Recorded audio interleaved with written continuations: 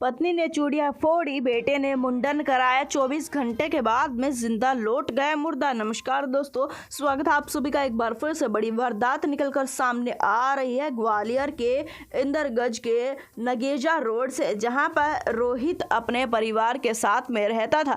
दरअसल बता दें कि रोहित की पत्नी और उसका बेटा जो कि करीबन 12 साल का था, उसी समय पर रोहित किसी मंदिर के अंदर चला जाता है। यह मंदिर काफी ज्यादा दूर होता है। दर्शन के लिए गया था, अपने घर वालों को कहता है कि 2 से 3 दिन के अंदर वह लौट जाएगा, पर जिस समय पर रोहित 5 दिन के अंदर नहीं लौटता है, उसकी गुमशुदगी की रिपोर्ट दर्ज करवाई जाती है, जिसके चलते गुमशुदगी की रिपोर्ट के चलते पुलिस छानबीन करना शुरू कर देती है। दरअसल बता दें कि ये कोई पहली बार नहीं था जिस समय पर रोहित यूं चला गया था। उसे मंदिरों में जाना, भगवान के दर्शन करना, भगवान की पूजा करने में काफी ज्यादा इंटरेस्ट था। वह अक्सर ही ऐसे काम करता रहा करता था। उसकी पत्नी इस चीज में बाधा नहीं बनना चाहती थी, इस वजह से कभी भी अपने पति से पूरी जानकारी नहीं हासिल किया करती थी कि किस मंदिर में जा रहे हो। जिसके पश्चात में इस बार भी उसने ऐसे ही जानकारी हासिल नहीं की थी, इस वजह से परिवार भटक रहा था। वह विकलांग था रोहित, जिसके चलते इस बार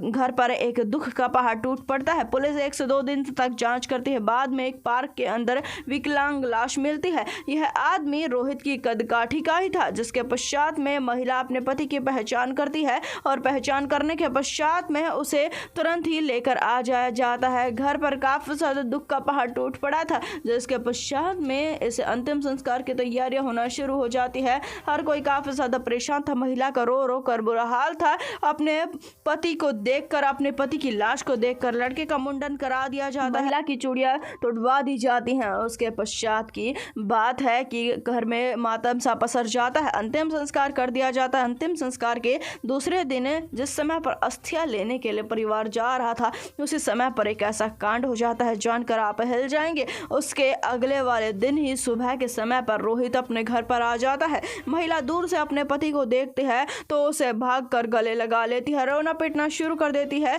और अपने पति को कहना शुरू कर देती है कि आप जिंदा हैं, मेरा मन कभी नहीं मान सकता था कि आप मर सकते हैं। जिसके पश्चात में रोहित अपनी पत्नी को रोता हुआ देखकर मामले की गंभीरता को समझता है और पूछता है कि बात क्या हुई है। महिला अपने पति को सारी की सारी बात बताती है, जिसके चलते रोहित असलियत बताता है और कहता है कि वह मंदिर के अंदर गया था, पर सेवा भाव से वह वहीं पर मंदिर में रुक जाता है। इस वजह से उसका मन ही नहीं करता वापस आने का और मंदिर के अंदर ही वह रुका हुआ था। अपनी पत्नी को वह बताने के लिए फोन कभी लेकर जाया नहीं करता था, जिसके पश्चात में वह वहीं पर रुका रहता है। उसकी पत्नी अपने पति के घर न आने की वजह से परेशान पुलिस थाने में मामला दर्ज करवा देती है, जिसके बाद में एक ऐसी लाश मिलती है जो कि उसी की कदकाठी की थी और अंतिम संस्कार भी कर दिया जाता है। अब पुलिस के सामने परेशानी ये थी कि अगर वह लाश रोहित की नहीं थी तो वह लाश किसकी थी, जिसके पश्चात में पुलिस इस मामले की जांच कर रही है। हालांकि उस मृतक के कपड़े और उसके सारे सामान पुलिस के पास में है।